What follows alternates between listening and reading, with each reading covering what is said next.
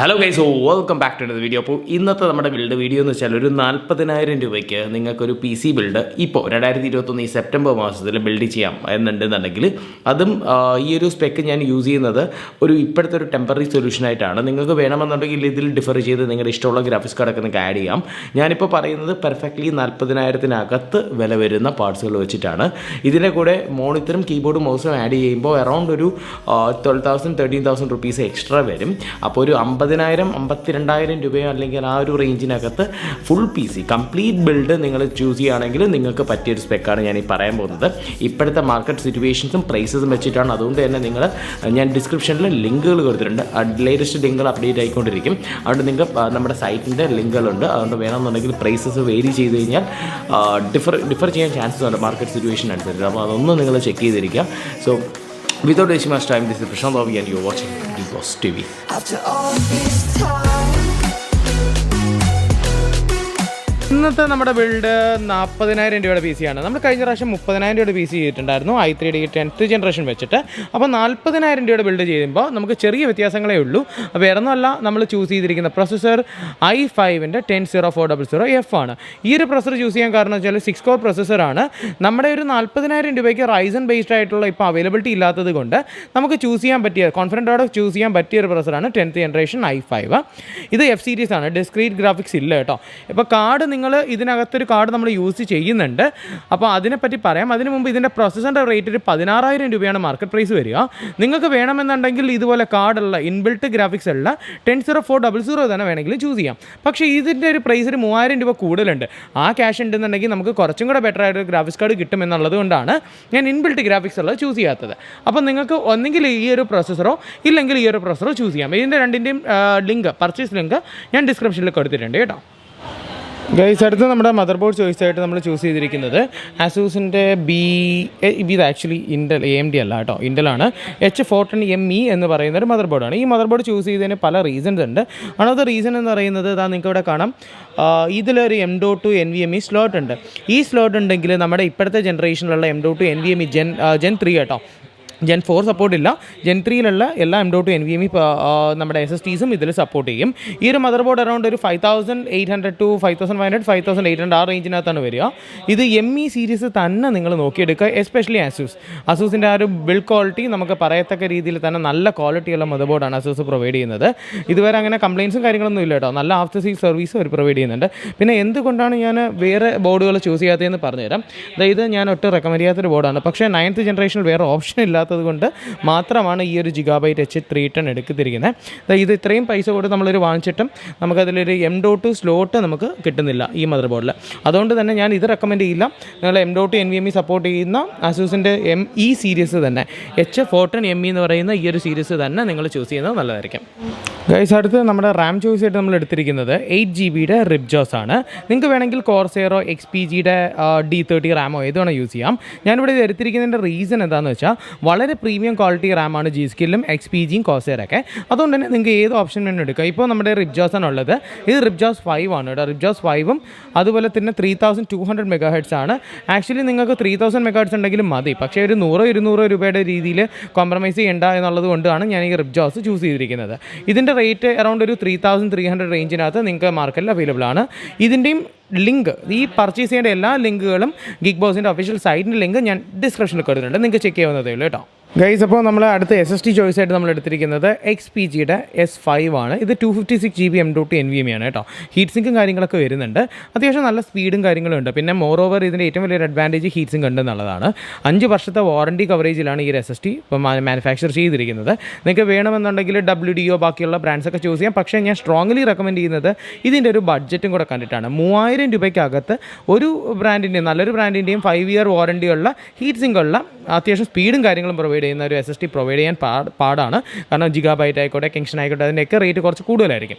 3,000 റേഞ്ചിന് നിങ്ങൾക്ക് ഇൻ്റലിൽ സപ്പോർട്ട് ചെയ്യുന്ന നല്ലൊരു SSD ആണ് XPGയുടെ ഈ ഒരു മോഡൽ. അതുകൊണ്ട് തന്നെ ഈ ഒരു മോഡൽ തന്നെ റെക്കമെൻഡ് ചെയ്ത് എടുക്കാവുന്നതാണ്. വേറെ കംപ്ലയിൻസും കാര്യങ്ങളൊക്കെ കുറവാണ് കേട്ടോ. ഗൈസ്, അടുത്ത് ഗ്രാഫിക്സ് കാർഡായിട്ട് നമ്മൾ ചൂസ് ചെയ്തിരിക്കുന്നത് കഴിഞ്ഞ ബിൽഡിന് നമ്മുടെ 710 കാർഡായിരുന്നു നമ്മൾ യൂസ് ചെയ്തെങ്കിൽ 40,000 രൂപ ബഡ്ജറ്റ് ഉണ്ടെങ്കിൽ നമുക്ക് 30,000 ആണെങ്കിൽ ഇത് തന്നെ പറ്റുള്ളായിരുന്നു. പക്ഷേ 40,000 രൂപ ബഡ്ജറ്റ് വരുമ്പോൾ നിങ്ങൾക്കതാ ഈ 730 കാർഡ് ഉപയോഗിക്കാം. ഇതാണ് നമ്മുടെ കാർഡ് 730 കാർഡാണ്. ഇതൊരു 2GB കാർഡാണ്. GDDR3 ആണ് കേട്ടോ, GDDR5 അല്ല, GDDR3 ആണ്. അതുകൊണ്ട് തന്നെ ഇതൊരു ബഡ്ജറ്റ് പ്ലേസ് ലൈക്ക് GTA പോലത്തെ ഗെയിംസൊക്കെ നിങ്ങൾക്ക് വളരെ കുറഞ്ഞ ക്വാളിറ്റിയിലിട്ട് കളിക്കാൻ പറ്റിയൊരു കാർഡാണ്. നല്ല ക്വാളിറ്റി എന്ന് നിങ്ങൾ എക്സ്പെക്റ്റ് ചെയ്യരുത്. ഇതൊരു നിങ്ങൾക്ക് പറ്റുകയാണെങ്കിൽ നിങ്ങൾ 1050 Ti തന്നെ ചൂസ് ചെയ്യുക. ഞാൻ 730 റെക്കമെൻഡ് ചെയ്യുന്നില്ല അധികം. ജസ്റ്റ് നിങ്ങൾക്ക് വെക്കാൻ 40,000 രൂപ ടൈറ്റ് ബഡ്ജറ്റ് ആണെങ്കിൽ നിങ്ങൾക്ക് 40,000 രൂപയിലകത്ത് നിങ്ങൾക്ക് വെക്കാൻ പറ്റുന്ന ഒരു കാർഡാണ് കേട്ടോ. ഇല്ലെങ്കിൽ ഞാൻ പറയുന്നത് ഇതുപോലത്തെ 1050 Ti കാർഡാണ്. ഇത് 4GB കാർഡാണ്. പക്ഷേ ഇതിൻ്റെ അവൈലബിലിറ്റി ഇപ്പം വളരെ കുറവാണ്. അതുകൊണ്ട് തന്നെ ഇനി 1050 Ti ഉണ്ടാവുമോ എന്നുള്ള കാര്യത്തിൽ പോലും സംശയമുണ്ട്. അതുകൊണ്ട് തന്നെ നിങ്ങൾ 1050 Ti യൂസ് ചെയ്യുകയാണെങ്കിൽ ഒരു 18,000 രൂപയോളം ഇപ്പോഴത്തെ സാഹചര്യത്തിൽ മുടക്കേണ്ടി വരും. നേരത്തെ ഒരു 14,000 രൂപ തൊട്ട് 13,000-14,000 രൂപ ഉണ്ടായിരുന്നുള്ളൂ. ഇപ്പോൾ റേറ്റ് കൂടിയതുകൊണ്ട് ഇത്രയും രൂപ നിങ്ങൾ മുടക്കണം. അതിന് പകരമായിട്ടൊരു ഓപ്ഷനിലായിട്ടാണ് ഞാൻ ഈ ഒരു 730 കാർഡ് റെക്കമെൻഡ് ചെയ്തിരിക്കുന്നത്. നിങ്ങൾക്ക് വേണമെന്നുണ്ടെങ്കിൽ മാത്രം ഇത് ചൂസ് ചെയ്യാം. ഇല്ലെങ്കിൽ ഇതിൻ്റെ തന്നെ 4GB വെർഷൻ ഉണ്ട് സെഡാക്കിൻ്റെ, അതും ചൂസ് ചെയ്യാം. ഇത് രണ്ടും നിങ്ങളുടെ ഒരു 40K ബിൽഡിനകത്ത് ഇൻക്ലൂഡ് ചെയ്യാൻ പറ്റുന്ന കാർഡ്സാണ്. ഗൈസ്, ഇത്രയും നമ്മൾ കഴിഞ്ഞു. ഇനി നമ്മുടെ ഈ ഒരു ബഡ്ജറ്റ് ബിൽഡിന് ഒരു നല്ലൊരു ക്യാബിനറ്റ് SMPSU ആണ്. ഇതൊരു ഫിംഗേഴ്സിൻ്റെ ഒരു ബഡ്ജറ്റ് ക്യാബിനറ്റ് ആണ്. നിങ്ങൾക്ക് വേണമെങ്കിൽ മാത്രം ഈ ഒരു ക്യാബിനറ്റ് ഞാൻ റെക്കമെൻഡ് ചെയ്യുന്നുള്ളൂ. ഇല്ലെങ്കിൽ വേറൊരു ഓപ്ഷൻ കാണിച്ചു തരാം. പക്ഷേ വളരെ സ്ട്രിക്റ്റ് ആയിട്ട് 30K ആണ് നിങ്ങളുടെ ബഡ്ജറ്റ് എങ്കിൽ ഇതിൽ നിങ്ങൾക്ക് എന്താ പറയുക USB 3യും കാര്യങ്ങളൊക്കെ ഉണ്ട്. പിന്നെ സ്ട്രിപ്പ് ലൈറ്റ് ഒരെണ്ണം വരുന്നുണ്ട്. ഭയങ്കര വലിയൊരു എന്താ പറയുക ഹൈലി അഡ്വാൻസ്ഡ് ആയിട്ടുള്ളൊരു ക്യാബിനറ്റ് ഒന്നും പറയാനില്ല. ഒരു 2,500 രൂപയ്ക്കകത്ത് ക്യാബിനറ്റ് SMPSും അവൈലബിൾ ആയിട്ടുള്ളൊരു മോഡലാണ് ഇത് കേട്ടോ. ഇതിൻ്റെ മോഡൽ നിങ്ങൾക്ക് ഇത് നമ്മുടെ സൈറ്റിൽ അവൈലബിൾ ആയിരിക്കില്ല. നിങ്ങൾക്ക് വേണമെന്നുണ്ടെങ്കിൽ ഓഫ്ലൈനിൽ നിങ്ങൾക്ക് പർച്ചേസ് ചെയ്യുന്നതാണ്. ഇല്ലെങ്കിൽ നമ്മുടെ കോൺടാക്ട് ചെയ്തിട്ട് തന്നെ ചോദിക്കുക. ഞാൻ കോൺടാക്ട് ഡീറ്റെയിൽസും കൊടുത്തിരിക്കാം. അപ്പോൾ ഇനി ഇതല്ല, നിങ്ങൾക്ക് വേറെ കുറച്ചും കൂടെ ഒരു ബഡ്ജറ്റ് ഉണ്ട്. അതൊരു 30,000-ന് കുറച്ചും കൂടെ കഴിഞ്ഞൊരു 32,000-33,000 രൂപയൊക്കെ ഉണ്ടെന്നുണ്ടെങ്കിൽ വേറൊരു മോഡൽ ഞാൻ പരിചയപ്പെടുത്തരാം. ഇതാണ് ഞാൻ പറഞ്ഞ ക്യാബിനറ്റ്. ഇതൊരു 2,500 രൂപയ്ക്കത്തൊക്കെ വില വരുന്ന ഒരു ക്യാബിനറ്റാണ്. ഡീസൻ്റ് ആയിട്ടുള്ള ക്യാബിനറ്റ്. നമ്മൾ നേരത്തെ വീഡിയോയിൽ പരിചയപ്പെടുത്തിയിട്ടുണ്ടായിരുന്നു. സൈഡ് അക്രിലിക് ആണെന്നുള്ളത് ഗുണമുള്ള ടെമ്പേർഡ് അല്ല കേട്ടോ, അക്രിലിക് ഇതാണ്. പിന്നെ മുകളിൽ അത്യാവശ്യം മെഷീൻ കാര്യങ്ങളും വരുന്നുണ്ട്. വളരെ ബഡ്ജറ്റ് ടൈറ്റ് ആണെങ്കിൽ നിങ്ങൾ ഞാൻ കാണിച്ച പോലത്തെ ഫിംഗേഴ്സ് പോലത്തെ ഒരു ബഡ്ജറ്റ് ക്യാബിനറ്റ് ചൂസ് ചെയ്യുക. ഇല്ല കുറച്ചും കൂടെ നിങ്ങൾക്ക് ക്യാഷ് ഒക്കെ ഉണ്ട്, അല്ലെങ്കിൽ നിങ്ങൾക്ക് ഒരു ഗെയിമിംഗ് ലുക്കിൽ കുറച്ച് കാര്യങ്ങളൊക്കെ വേണം, ഇതുപോലത്തെ അക്രിലിക് പാനലും കാര്യങ്ങളൊക്കെ വേണമെന്നുണ്ടെങ്കിൽ നിങ്ങൾക്ക് ഡെഫിനറ്റ്ലി ചൂസ് ചെയ്യാൻ പറ്റിയ മോഡലാണിത്. ഇത് 2,500 രൂപയാണ്. പക്ഷേ ഇതിൽ സാധാരണ SMPS നമുക്ക് സപ്പോർട്ട് ചെയ്യത്തില്ല ഈ ആൻടെക്കിൻ്റെ. അതുകൊണ്ട് തന്നെ നമ്മൾ ആൻടെക്കിൻ്റെ തന്നെ ഒരു PSU വാങ്ങേണ്ടി വരും. ഈ SMPS ആയിട്ട് നമ്മൾ ചൂസ് ചെയ്തിരിക്കുന്നത് ആൻടെക്കിൻ്റെ ഈ ഒരു PSU ആണ്. ഇതെന്തുകൊണ്ടാണെന്ന് വെച്ച് കഴിഞ്ഞാൽ ഇതിൻ്റെ ബഡ്ജറ്റും കൂടെ നോക്കിയിട്ടാണ് കേട്ടോ. നമ്മൾ 30K ബഡ്ജറ്റിനകത്തൊക്കെ കൂടുതലായിട്ട് ഇൻറ്റൻസീവ് ആയിട്ടുള്ള ബ്രോൺസ് സർട്ടിഫൈഡും ഗോൾഡൊന്നും വെക്കണമെന്നില്ല. അപ്പോൾ ഇത് വളരെ ബഡ്ജറ്റ് റേഞ്ചിലുള്ളൊരു PSU ആണ്.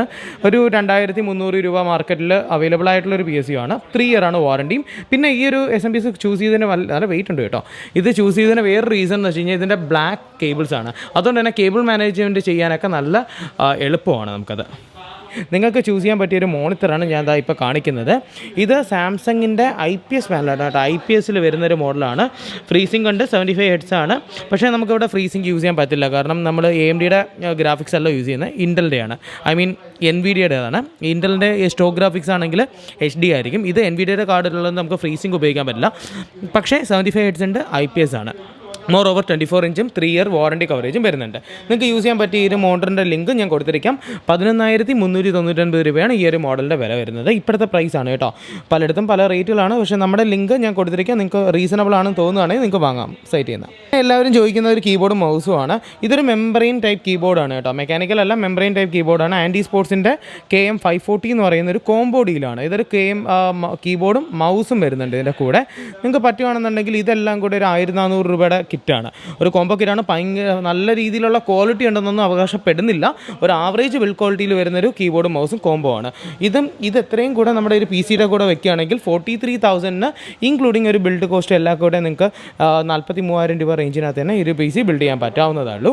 ഗൈസ്, അപ്പോൾ ഇന്നത്തെ ഈ ഒരു വീഡിയോ നിങ്ങൾ കണ്ടില്ല, വളരെ സന്തോഷം. കാരണം ഈ ഒരു പാർട്ട് വരെ നിങ്ങൾ കണ്ടിട്ടുണ്ടെങ്കിൽ നിങ്ങൾക്ക് ഇഷ്ടപ്പെട്ടിട്ടുണ്ടാവണം. അതുകൂടാതെ നമ്മുടെ ഈ ഒരു വീഡിയോ പോലത്തെ ഇനിയും കണ്ടൻറ്റ്സ് ഇഷ്ടം പോലെ നമ്മുടെ ചാനലിലുണ്ട്. നിങ്ങൾക്ക് വേണമെന്നുണ്ടെങ്കിൽ ചെക്ക് ചെയ്യാം. സബ്സ്ക്രൈബ് ചെയ്യാൻ പറ്റുന്നവർ സബ്സ്ക്രൈബ് ചെയ്യുക. ഈ വീഡിയോ ഇഷ്ടപ്പെട്ടുവെങ്കിൽ ഡെഫിനറ്റ്ലി ലൈക്ക്. അപ്പം ഗൈസ്, ഈ പാർട്സുകളെല്ലാം ഞാൻ പറഞ്ഞു. നിങ്ങൾക്ക് എന്തെങ്കിലും ഡീറ്റെയിൽഡ് ആയിട്ടുള്ള കൺസൾട്ടേഷൻ വേണമെങ്കിൽ അതിൻ്റെ ഡീറ്റെയിൽസ് ഞാൻ ഡിസ്ക്രിപ്ഷനിൽ കൊടുത്തിട്ടുണ്ട്. Do check that out. അടുത്ത വീഡിയോ കാണുമ്പോഴേക്കും ദിസ് ഈസ് പ്രശാന്ത് ആവി സൈനിങ് ഓഫ്.